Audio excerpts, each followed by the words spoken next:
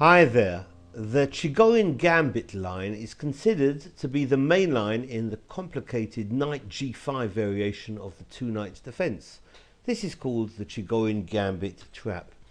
e4 and e5, knight f3, knight c6, bishop c4, and knight f6 brings on the two knights defense. Knight g5 immediately hitting f7.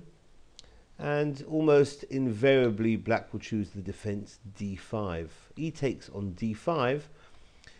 Black dare not capture knight takes on d5 because of the fried liver attack with knight takes f7, but knight a5 here is the Chigorin line, hitting the bishop. The bishop will usually play to b5 check, which is going to pick up a pawn, but black is going to get a lot of piece play for that pawn. c6 interposing, d takes c6, b takes c6, and the bishop can run, but queen f3 is also a popular option here by white, since the pawn on c6 is pinned, and if it takes the bishop then the rook on a8 is dropping. Rook b8 can be played, but queen b6 is the Paulson line, hitting the bishop, and the bishop drops back to a4.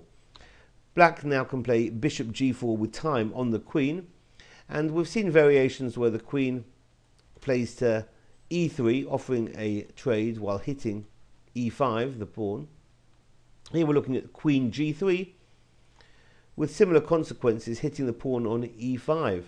But black need not defend that pawn, can play aggressively with bishop c5, targeting f2. And now if queen takes on e5, it's unclear after king to f8 with the rook on a1 heading for e8 with a lot of play here for black. So instead of taking on e5, white castles and black castles. Again, queen takes on e5 here is dubious because one of the rooks can head to e8 again. Alternatively, bishop takes on f2 looks tactically very interesting as well for black, where the king would have to move to h1. The capture would be suicide for white.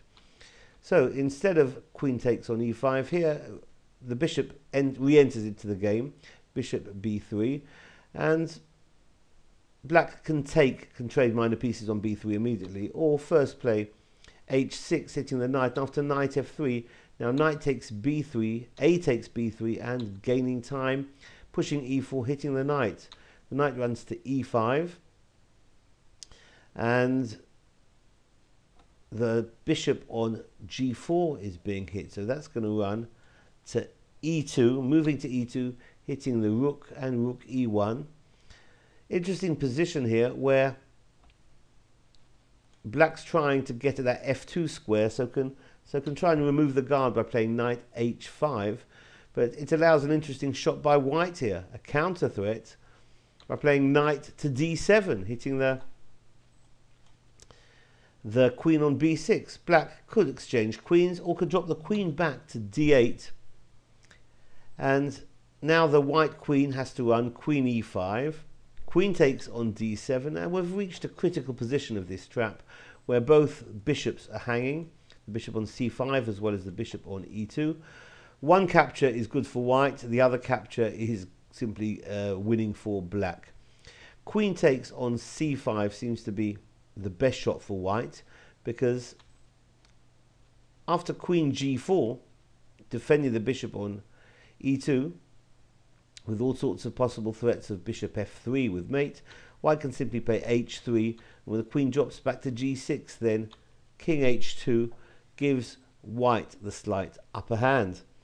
Let's have a look at the other capture, where the rook on e1 takes the bishop on e2, rook takes on e2, is met by queen g4. Now it's game over.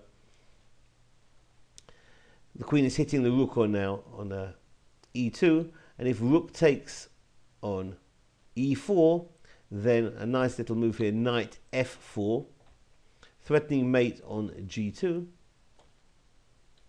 And if a move like g3, then the bishop can drop back from c5, hitting the queen. If rook takes on f4, then queen d1 is going to pick up the white queen. And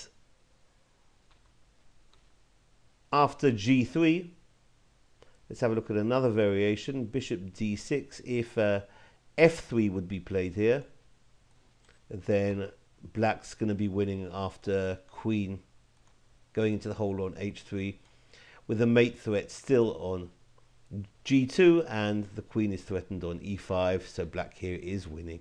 So this has been the Chigorin Gambit line, or the Chigorin Gambit trap in the two knights defense. Thanks for watching. Bye bye.